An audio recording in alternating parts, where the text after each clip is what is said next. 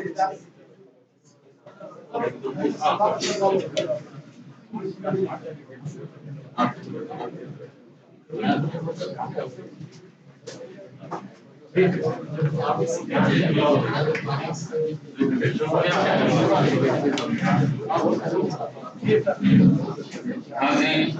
वालेकुम रहमतुल्लाहि व बरकातहू। इस विशिष्ट की सदारत जो मुझे सौंपी गई है, मैं इसका मशकूर और ममनून हूँ, जिम्मेदार हूँ। तो जैसा कि बिला ताखीर मैं सबसे पहले जनाब डॉक्टर दाऊद मोहसिन साहब को मदऊ करता हूँ कि वो अपना मकाला पेश करें। जनाब डॉक्टर दाऊद मोहसिन साहब दावनगिरी के कॉलेज के जो प्रिंसिपल रह चुके हैं, अब वो सुबुदोश हो चुके हैं, तो मैं उनसे दरख्वास्त करता हूँ कि वो अपना मकाला 5 मिनट में मतलब पेश करने की कोशिश करें। 5 मिनट से पहले अच्छी है सर।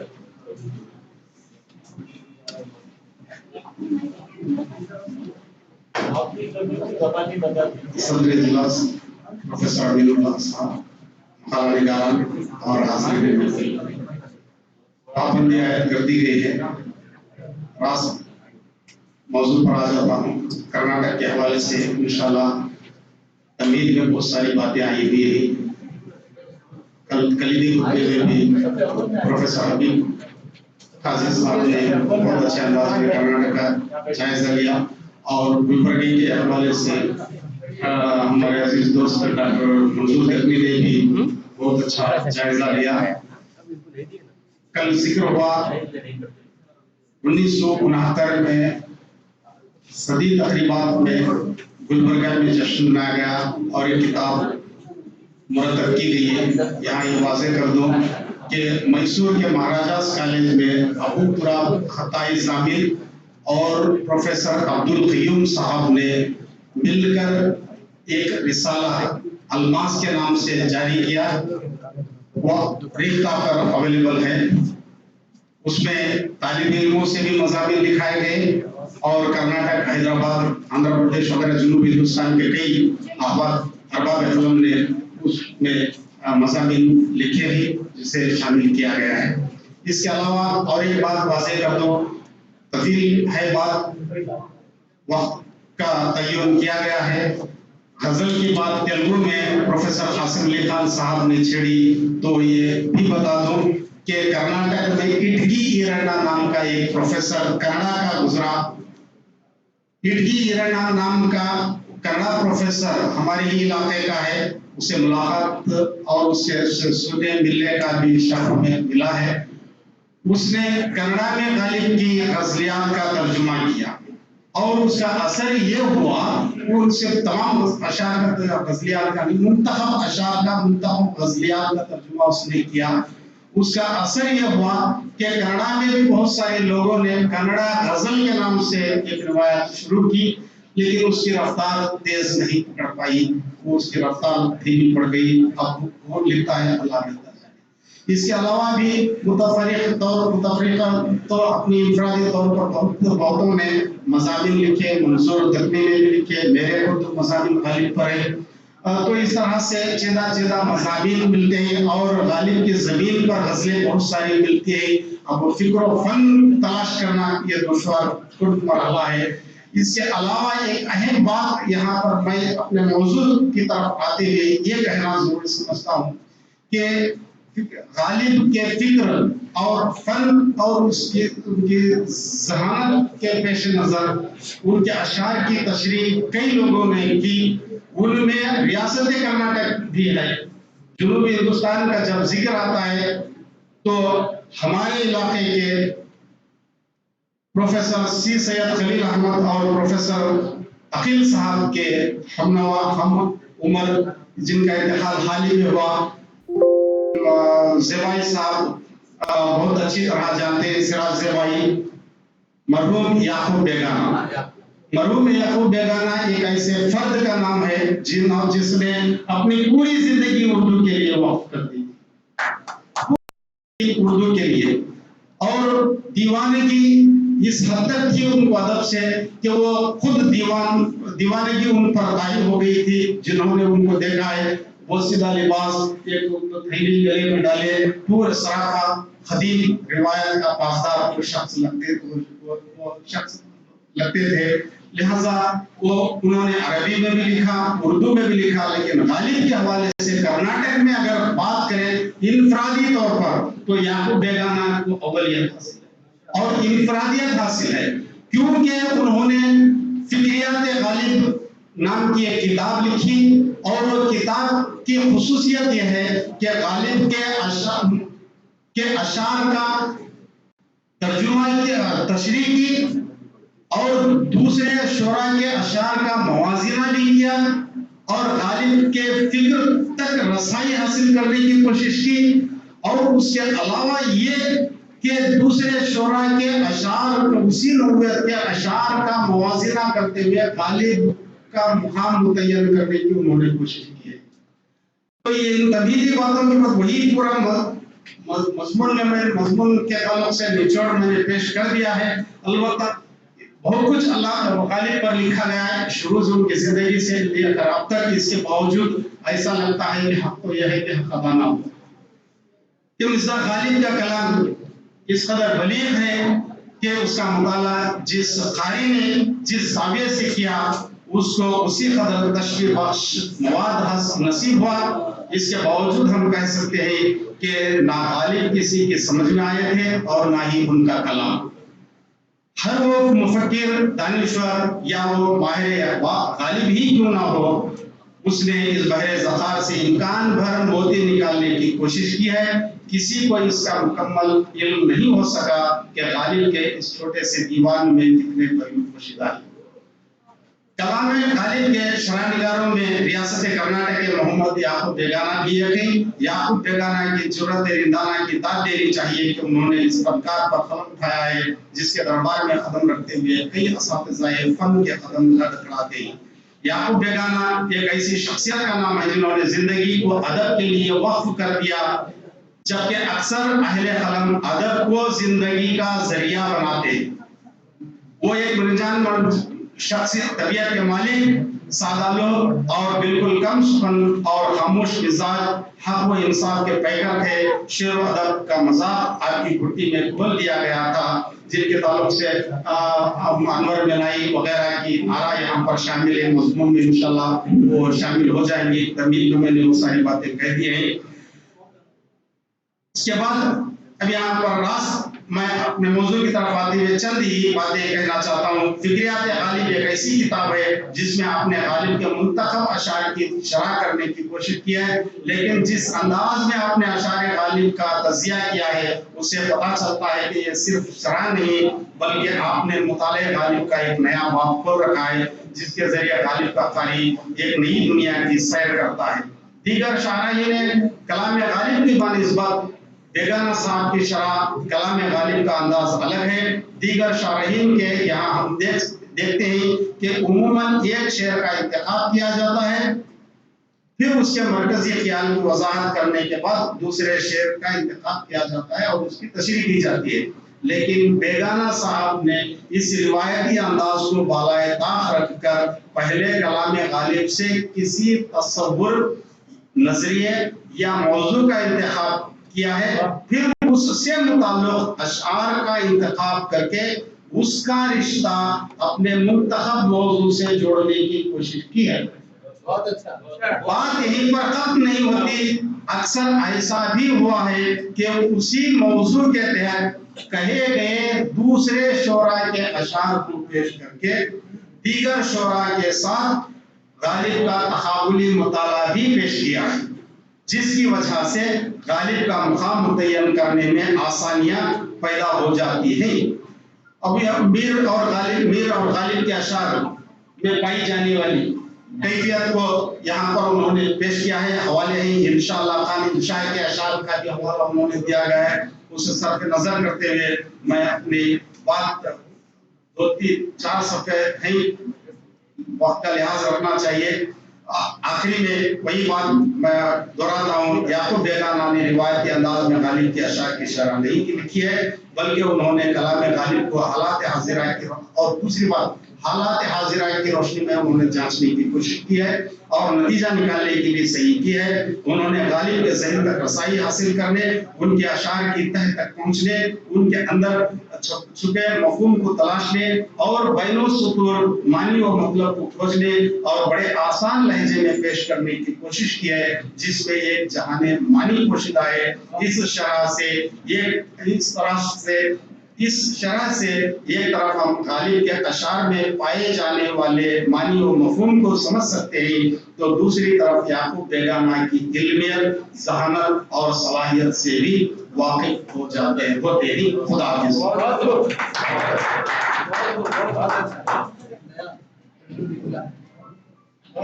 مبارک ہو ڈاکٹر داؤد محسن صاحب، آپ نے جو ہے ریاست کرناٹک کے حوالے سے جو ہے غالب شناسی پر روشنی ڈالا اور بالخصوص آپ نے فکریات غالب پر تبصرہ کرتے ہوئے جو ہے اس کا بہت عرض سے جو ہے اس کا تجزیہ جو ہے آپ نے پیش کیا ہے، اس لیے میں آپ کو مبارکباد پیش کرتا ہوں. اور ایک بات آپ نے کہی ہے کہ غالب کا کلام کسی کو اب تک سمجھ میں آیا ہے نہ سمجھ میں آئے گا، تو اس سے تعلق جب آپ نے کہا تو ایک شعر مجھے یاد آیا، تو کہتا ہوں کہ یہ نقش قدم میرے بھٹکنے سے بنے ہیں، لوگ چلیں گے تو راستہ بن جائے گا.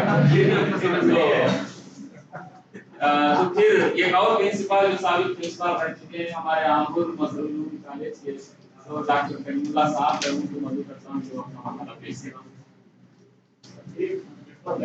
سروس میں یہ بھی بتائیے. ہاں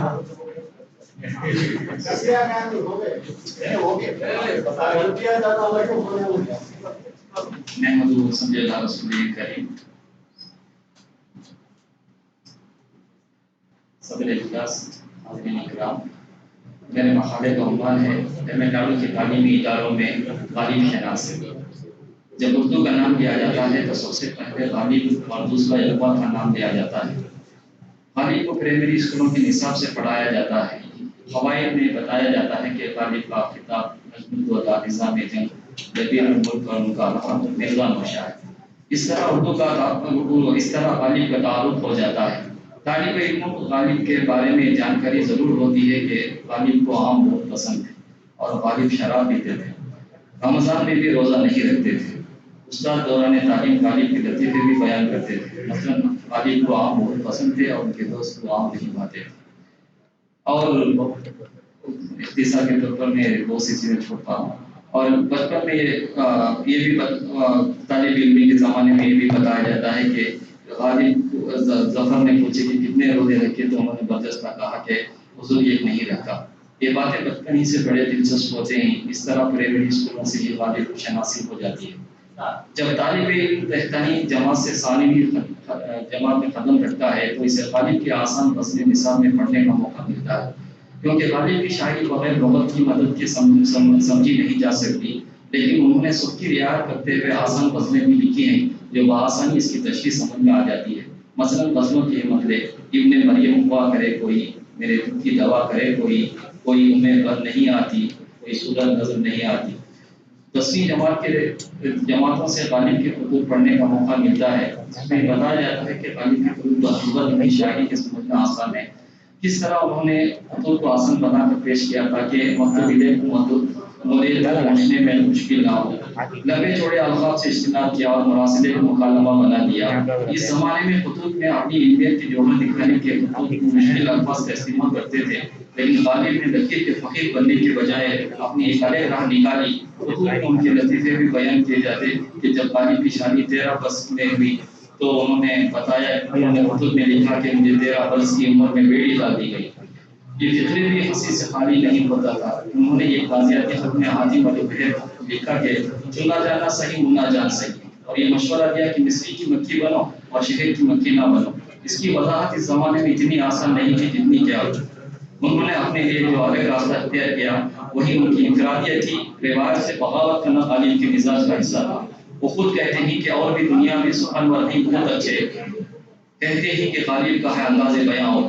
غالب شناسی میں یہ بات بھی قابل ذکر ہے کہ تمل ناڈو کے اسکولوں اور کالجوں میں بلکہ یونیورسٹی کے طلباء اور طالبات کو جتنی معلومات غالب کے متعلق ہیں اتنی اپنے علاقائی شعراء و ادباء کے بارے میں نہیں ہیں. آپ کسی سے بھی پوچھیے غالب کی پیدائش کب اور کہاں ہوئی، ہر کوئی یہ بتا سکتا ہے. مرزا غالب کا مزار کہاں ہے تو یہ کہے گا کہ ہم دلی کے نظام الدین میں ان کے قبر کی زیارت کی ہے. لیکن اپنے علاقے کے شعرے کے خبر کی زیارت اور درکنار شعرا کون کون ہے یہ بھی پتہ نہیں، شاید پتہ نہیں۔ میری اس بات سے سب احباب متفق ہوں گے، اس میں کچھ مبالغہ نہیں ہے۔ حالانکہ یہاں پر بڑے بڑے چوٹی کے شعرا پائے گئے اور موجود ہیں، لیکن ان کی شناسائی بنسبت غالب اور شمال کی شعرا کی کمی ہے۔ راغب الحروف کو بھی نبی جماعت اور دوسری جماعت کی اردو نصابی کتابوں کی نظر ثانی کرنے کی ذمہ داری حکومت تمل ناڈو کی ٹیکسٹ بک سوسائٹی کی جانب سے دی گئی تھی، جس میں غالب کی غزلیں شامل نصاب ہیں اور غالب کو صرف بحیثیت شاعر ہی نہیں بلکہ ایک نظم نگار کے حیثیت سے بھی پڑھنے کا موقع دیا گیا ہے۔ اب رہی کالجوں کی نصاب کی بات، جہاں غالب کے بغیر اردو نصاب کا تصور نہیں کیا جا سکتا۔ راغب الحروف جب کالج میں زیر تعلیم تھا، اس وقت استاد محترم ڈاکٹر سید صفی اللہ صاحب مامون کی مرتب کردہ کتاب نصاب نو غالباً سن 1994 میں مرتب کی گئی تھی، پڑھائی جاتی تھی۔ آخر میں اس وقت غالب کے خطوط پڑھے۔ راغب الحروف کی ایم اے کی پڑھائی یونیورسٹی آف مدراس میں مکمل ہوئی تو اس وقت استاد محترم پروفیسر ڈاکٹر سید سجاد حسین صاحب نے یونیورسٹی آف مدراس اور ان کے نواح کے لیے نصابی کتاب نام سوغات ادب سن 2000 میں مرتب کی، جس میں آخر کو غالب کے 5 خط پڑھانے کا موقع ملا۔ یہ انتخابی خطوط تھا جس میں غالب کی خطوط نگاری کے خصوصیات اجاگر ہوتی تھی اور طالب علم اس سے محظوظ ہوتے تھے۔ جب راغب الحروف کو اپنے نگران اور استاد محترم پروفیسر فاتح حبیب محمد صاحب اور دوست ڈاکٹر محمد یاسر اور ڈاکٹر سعید الدین کے ساتھ مل کر نصابی کتاب فیضان ادب سن 2012 میں مرتب کرنے کا موقع ملا، غالب کے اخلاق و عادات کے عنوان سے ایک مضمون جو مولانا حالی نے یادگار غالب میں لکھا تھا شامل نصاب کیا گیا۔ غالب شناسی کے باب میں مولانا حالی نے یادگار غالب لکھ کر نہ صرف ان کے سوانحی حالات پر روشنی ڈالی جبکہ ان کے شعری محاسن کو بیان کر کے غالب کو اردو دنیا میں متعارف کرا دیا۔ اسی لیے کسی تنقید نگار نے کہا، اپنے ہم عصروں میں مومن بھی غالب کے ہم پلہ تھے، لیکن مومن کی یہ بدقسمتی تھی کہ انہوں نے حالی جیسا شاگرد نہیں ملا جو ان کے کلام کو اردو دنیا میں متعارف کر کے ان کے مرتبے کو بڑھاتا۔ اس کے بعد جب تروولر یونیورسٹی کے نصاب میں تبدیلی کی گئی تو مسئلہ ادب 2015 میں استاد محترم فاتح حبیب محمد صاحب کی سرپرستی میں راغب الحروف میں مرتب کیا۔ چونکہ ہمارے کالج کا نام مظہر العلوم ہے، اس مناسبت سے اس نصابی کتاب کو مظہر ادب کے نام سے موسوم کیا گیا۔ اس میں بھی غالب کا مضمون غالب کے اخلاق و عادات اور غزل دل ہی تو ہے نسم و خشت در سے پڑھنا آئی کیوں شامل نصاب ہے۔ غالب کی غزل پڑھنے اور پڑھانے میں خاص لطف حاصل ہوتا ہے، طالب علم بھی اس سے خوب محظوظ ہوتے ہیں۔ مظہر ادب کا دوسرا ایڈیشن 2022 میں کچھ اضافے اور تبدیل کے ساتھ شائع ہوا۔ اس میں تاریخ ادب اردو کے حصے میں غالب کے مختصر سوانحی حالات اور شعری خصوصیات پر روشنی ڈالی گئی۔ اس میں طالب علموں کو غالب کے کلام کے محاسن پڑھنے کا موقع ملتا ہے۔ لطف کی بات یہ ہے کہ شعر کا غالب کی شوخی و ظرافت کے نمونے دیکھنے کو ملتے ہیں، جس میں لاکھوں برس کی ہو رہے ہوں ایسی جنت کا کیا کرے کوئی، سائل نہ تم پیو نہ کسی کو پلا سکو، کیا بات ہے تمہارے شراب طہور کی۔ سن 2023 میں حکومت تمل ناڈو کی جانب سے عمومی نصاب بنانے کی ہدایت دی گئی تو راغب الحروف نے بنام نیا نصاب تروولر یونیورسٹی کی نصابی کتاب میں مرتب کی۔ اس میں بھی غالب کے اخلاق و عادات اور غزل غالب کو شامل کیا گیا۔ اس طرح کالج کے نصاب میں غالب شناسی بخوبی ہو رہی ہے۔ ریاست تمل ناڈو کی واحد یونیورسٹی جہاں ایم اے اردو کی تعلیم باقاعدگی کے ساتھ ہوتی ہے یونیورسٹی آف مدراس ہے۔ پوری ریاست میں ایم اے اردو کے تعلیم یافتہ یہیں سے فارغ ہو کر دیگر کالجوں میں خدمات انجام دے رہے ہیں، چاہے وہ باقاعدہ تعلیم ہو یا مراسلاتی، دونوں یونیورسٹی آف مدراس کے فارغین ہیں۔ یہاں ایم اے کے نصاب میں غالب کے مضامین اور غزلیں شامل ہیں، غالب کا خصوصی مطالعہ کیا جاتا ہے، غالب کے اشعار کو ازبر کرایا جاتا ہے۔ امتحانات کے پرچے بغیر غالب کے نہیں ہوا کرتے۔ پی ایچ ڈی کے داخلے کے لیے جب داخلی امتحان لیا جاتا ہے، اس میں بغیر سوال غالب کے پرچہ نہیں ہوتا۔ الغرض اس طرح غالب کو اردو کا اسکولوں سے یونیورسٹی کے نصاب تک پڑھایا جاتا ہے۔ غالب ہم سب کے لیے آئیڈیا ہیں جن کے بغیر اردو ادب کی تدریس مکمل نہیں ہو سکتی۔ اسی لیے کسی تنقید نگار نے کیا خوب کہا کہ غالب پیدا نہ ہوئے ہوتے تو حالی نہ ہوتے اور اقبال نہ ہوتے۔ یہاں پر یہ اشعار یاد آتے ہیں بقول شخص عجب آزاد و خود ایک فنکار تھا غالب، مزاج و فکر و فن کا ایک نیا معیار تھا غالب، اسے ہم یاد کرتے ہیں تو یہ دل یہ گنگناتا ہے، ہوئی مدت کے غالب مر گیا پر یاد آتا ہے۔ آج غالب کے انتقال پر تقریباً 150 سال بیت گئے، لیکن غالب کی شہرت میں کمی نہیں آئی۔ یہ بات یقین کے ساتھ کہی جا سکتی ہے کہ جب تک اردو باقی ہے غالب کا نام باقی رہے گا۔ شکریہ۔ بہت اچھا شکریہ ٹمیم صاحب. آپ کا عنوان رہا تمل ناڈو کے تعلیمی اداروں میں تعلیم کا ناصر. آپ دیکھ رہے ہیں بس ایک پروگرام میں آپ نے اپنے معاشرے میں بڑے 3-4 سے دکھایا ہے. تو ہم مبارکباد پیش کرتے ہوئے اب میں ڈاکٹر سعید الدین صاحب سے معاف کرتا ہوں کہ وہ اپنی مہارت السلام علیکم. آپ تو جو ہے بولنے میں ماہر ہیں. بولو مقالہ بول دے تو اچھا ہے. محمد صلی اللہ علیہ وسلم کریم اما بعد. صدر اجلاس، اساتذہ اکرام، میرے ہم نشین افراد، مقالہ نگارہ، معزز مہمان اعظام. میرے مقالے کا عنوان ہے اصغر ویلوری کی رباعیات میں موضوعات غالب کی عکاسی. نجم الدولہ دبیر الملک نظام جنگ مرزا اسد اللہ خان غالب کی شاعری سے متاثر ہو کر جن ادیبوں اور قلمکاروں نے طب آزمائی کی، نیز غالب کے خیالات سے متاثر ہو کر انہی خیالات کو اپنے انداز میں پیش کرنے کی کوشش کی. ان باکمال اور برگزیدہ ہستیوں میں ریاست تمل ناڈو کے ایک معروف و ممتاز ربائی گو شاعر اصغر ویلوری کا نام بھی اہمیت کا حامل ہے. اصغر ویلوری نے اپنی رباعیات کے ذریعے جو ادبی خدمات انجام دی وہ آب زر سے لکھے جانے کے قابل ہے. ان کی کئی کتابیں منظر عام پر آ کر ارباب فکر و فن سے داد و تحسین حاصل کر چکی ہیں، جن میں نقوش اصغر، رباعیات اصغر وغیرہ قابل ذکر ہیں. اصغر ویلوری کی رباعیات کا بغور مطالعہ کیا جائے تو پتہ چلتا ہے کہ تقریباً ان سبھی موضوعات پر اصغر نے اپنی رباعیوں میں اظہار خیال کیا جس کو غالب نے اپنی شاعری میں پیش کیا. غالب گرچہ باقاعدہ صوفی شاعر نہ تھے، نہ ہی تصوف سے انہیں دلچسپی تھی، لیکن پھر بھی ان کی شاعری میں بعض مقامات پر تصوف کے عناصر ملتے ہیں. تصوف کے موضوع پر غالب کہتے ہیں، میں بجائے 4 مصرے کے صرف ایک مصرے سے اکتفا کر لوں گا. عقل مندوں کو اشارہ کرتی جبکہ تجھ بن نہیں کوئی موجود غالب کا شعر ہے. اسی خیال کو لے کر اصغر ویلوری کا اظہار بیان ملاحظہ ہوں. پنہا ہے گلو خار میں قدرت تیری، وحدت تیری، حکمت تیری، عظمت تیری، دیدار سے قاصر ہیں یہ آنکھیں ورنہ ہر شکل میں موجود ہے صورت تیری. تصوف کا موضوع کلاسیکی اردو شاعری کا اہم موضوع رہا ہے. غالب نے مسائل تصوف بیان کرتے ہوئے اس بات کا اعتراف کیا، یہ مسائل تصوف یہ تیرا بیان غالب. اس موضوع پر اصغر ویلوری نے لکھا ہے، مندر میں پجاری کا بھرم دیکھ لیا، کیا چیز ہے ملا کا حرم دیکھ لیا، اب دے نہیں سکتا کوئی دھوکہ مجھ کو، جلوہ ہے کہاں تیرا صنم دیکھ لیا. مشکل الفاظ اور تراکیب کے ساتھ غالب کے ہاں آسان انداز بیان میں موجود ہے. شعر عرض ہے میں نے مانا کہ کچھ نہیں غالب، مفت ہاتھ آئے تو برا کیا ہے. اس موضوع پر اصغر ویلوری کہتے ہیں، غم اپنا سناؤں تو شکایت ہوگی، انگلی بھی اٹھاؤں تو بغاوت ہوگی، کچھ اور نہیں چاہیے مالک مجھ کو، بس ایک نظر ڈال عنایت ہوگی. کسی بھی فنکار یا شاعر کا فن اس کی ذات، شخصیت اور سماج سے بالا تر ہو کر نشوونما نہیں پاتا.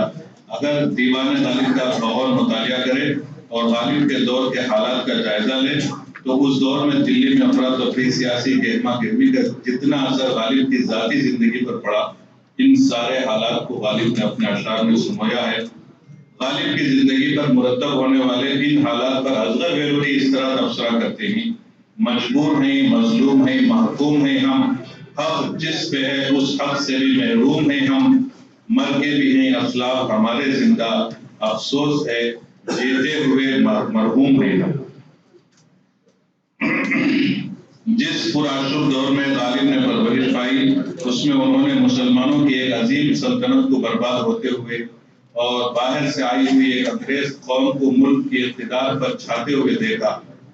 اصغر ویلوری کی ذاتی زندگی پر عمیق نظر ڈالیں تو معلوم ہوتا ہے کہ ان کی پیدائش گرچہ شہر ویلور میں ہوئی، تاہم ملازمت اور گھریلو مسائل کی وجہ سے انہیں بھی اپنا شہر عزیز چھوڑنا پڑا.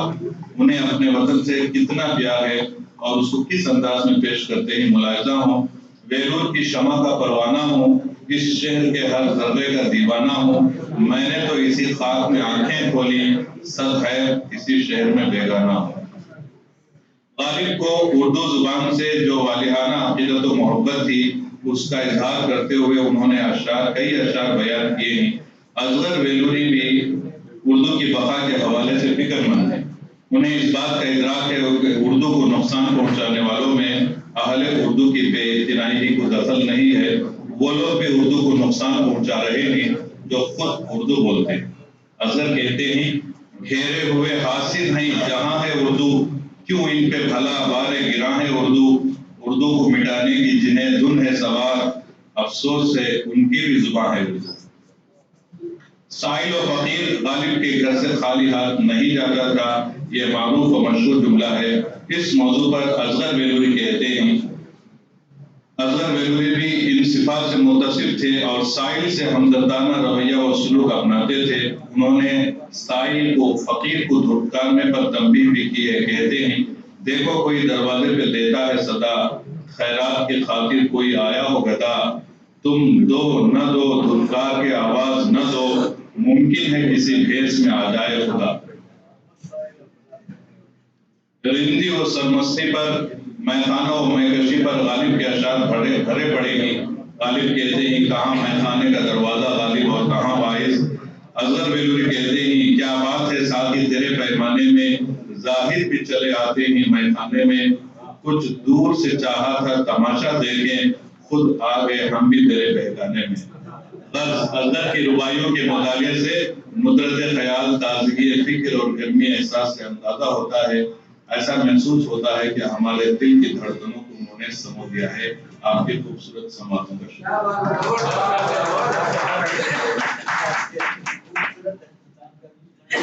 کہا جاتا ہے کہ ہر انسان کے اندر جو ہے آدھا شاعر تو ضرور ہے، ورنہ وہ شعر پر داد نہیں کرتے۔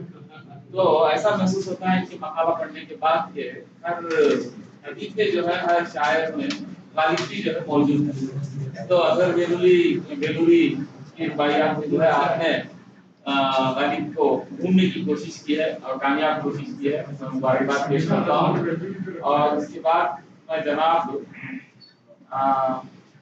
نور اللہ صاحب، ڈاکٹر نور اللہ صاحب جو قلم ڈگری کالج میں اپنے تدریسی خدمات جو ہے انجام دے رہے ہیں۔ صدر نشست، عظیم مقام نگار حضرات اور سامعین، السلام علیکم۔ میرے مقالے کا عنوان ہے جنوبی ہند میں مرزا غالب پر ایک نایاب ڈرامہ، دودھ چراغ محفل ایک جائزہ۔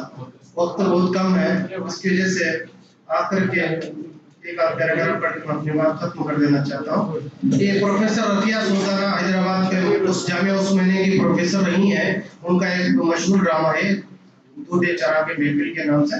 اس میں پروفیسر رفیہ سلطانہ نے اپنے ڈرامے میں موقع و محل کے مناسبت سے مرزا غالب کے اشعار، غزلیں اور رباعیوں کا خوب استعمال کرتے ہوئے مرزا غالب کی زندگی اور ان کی شاعری اور ان کے فن پر مبنی اس ڈرامے کو 3 ایکٹ پر مشتمل ڈرامہ شائع کیے ہیں جو بہت مشہور تھا۔ غالب صدی کی جو تقریبات ہوئی تھی اس وقت اس ڈرامے کو شائع کیا گیا اور بہت لوگوں نے اس کو پڑھا اور سراہا گیا۔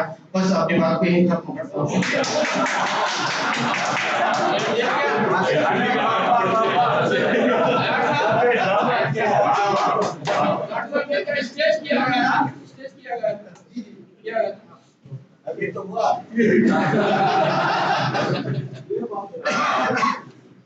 واقعی کے ساتھ جو ہے آپ نے اپنا مقالہ پیش کیا ہے دودھ چراغ محفل ڈرامہ۔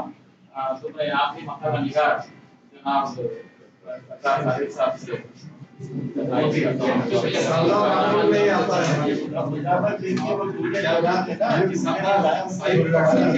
تمام حاضرین محفل السلام علیکم ورحمۃ اللہ وبرکاتہ۔ استاد محترم پروفیسر یاسر صاحب کا حکم ہے کہ میں بھی بہت ہی تلخیص پڑھوں۔ میرے مقالے کا عنوان ہے سلیمان اطہر جاوید کی غالب شناسی۔ میں تمہید چھوڑ کر موضوع پہ آتا ہوں۔ جاوید صاحب نے غالب پر کل 9 مضامین لکھے ہیں اور ان مضامین کو کتابی شکل دے کر 2006 میں غالب اور غالب عنوان کے ساتھ زیور طبع سے آراستہ کیا۔ اس کتاب کا پیش لفظ جاوید صاحب نے لکھا ہے جس میں اس بات کا اعتراف کیا گیا ہے کہ میں اس بات کا دعویٰ نہیں کرتا کہ میں نے غالب پر کچھ نیا لکھا ہے، غالب پر بہت کچھ لکھا جا چکا ہے، لکھا جا رہا ہے اور لکھا جاتا رہے گا۔ غالب پر لکھنے والوں کو ایسا کوئی دعویٰ نہیں کرنا چاہیے کہ وہ کوئی نئی بات لکھ رہے ہیں، نیا نکتہ پیش کر رہے ہیں۔ میں بھی ایسا کوئی دعویٰ نہیں کرتا، لیکن غالب کو سمجھنے کے لیے ہم میں سے بہت سوں کی طرح میں نے بھی غالب کو پڑھا اور کئی بار پڑھا۔ کبھی کبھی تھوڑی بہت نئی باتیں ذہن میں آئی، فکر کے نئے دریچے واہ ہوئے ہیں اور کچھ غالب کی شخصیت، فکر اور فن پر نئے زاویوں سے غور کرنے کا موقع ملا۔ غالب اور غالب صفحہ نمبر 7۔ شکریہ۔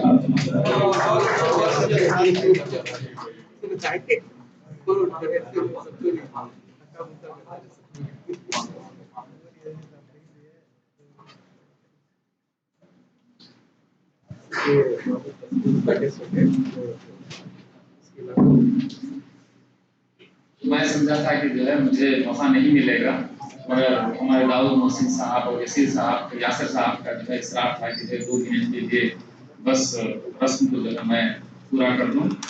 تو بس یہی کہوں گا کہ جو ہے سردار ساحل صاحب نے جو ہے میرے استاد محترم پروفیسر سلیمان جاوید صاحب پر جو ہے ان کی ایک کتاب غالب کے چند اقوال، غالب اور غالب پر جو ہے آپ نے اس کا جو ہے تبصرہ پیش کیا تھا۔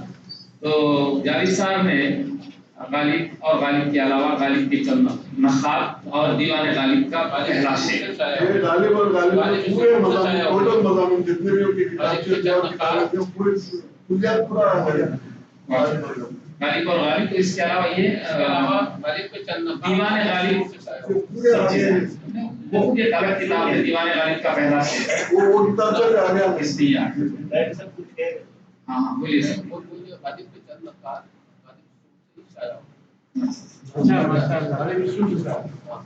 اچھا انسٹیٹیوٹ سے شاعر، تو اس طرح جاوید صاحب کا جو ہے انہوں نے تذکرہ کیا ہے۔ تو جاوید صاحب کا ایک شعر جو ہے بہت معنی خیز ہے کہ جو ہے ان کی شخصیت کو پوری طرح سے جو ہے وہ درشاتا ہے۔ تو اس سیمینار کے توسط سے جو ہے میں جس طرح کا ہمیں لکھنا چاہیے، ہماری تحریریں ہونی چاہیے، تو اس پر وہ شعر جو پورا اترتا ہے کہ یہ شعر انہوں نے کہا ہے کہ جو ہے ان کا اصرار کے اندھیرے کو اجالا لکھیں، ان کا اصرار کے اندھیرے کو اجالا لکھیں، ضد ہماری اندھیرا ہے اندھیرا لکھیں۔ تو بس اس صدارتی کلمات میں یہ کہوں گا کہ جو ہے جتنے بھی مقالہ نگاران نے اپنے مقالے پیش کیے ہیں، اس کا جو موضوع ہے جنوبی ہند میں غالب شناسی، تو بھرپور انصاف کرنے کی جو ہے ہر ایک نے اپنی اپنی کوشش کی ہے، تو اچھی کوشش کی ہے۔ تو میں تمام مقالہ نگاران کو جو ہے مبارکباد پیش کرتا ہوں۔ اور نور اللہ نے جو ہے جو دودھ چراغ محفل کا پر انہوں نے ایک دم مختصر 2 منٹ کے لیے آ کر یہاں پر بیٹھ گئے تھے، تو اب وہی کیفیت جو ہے ہم پر طاری ہونے والی ہے۔ دودھ چراغ محفل سے مراد یہ کہ جو ہے محفل کے چراغ کا دھواں، محفل کے چراغ کا دھواں جس طرح سے بکھیر جاتا ہے، اس بکھراؤ کے لیے جو ہے ہم لوگ یہاں اب منتظر ہیں۔ تو دودھ چراغ محفل جو تیری بزم سے نکلا جو پریشان نکلا،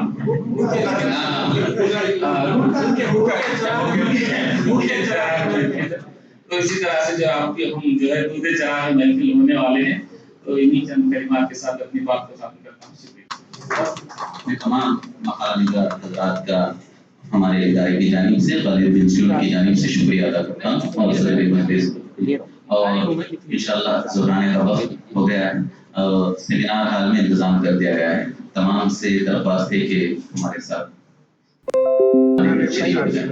اور انشاءاللہ ٹھیک 9:30 بجے مشاعرے کا انتظام ہوگا۔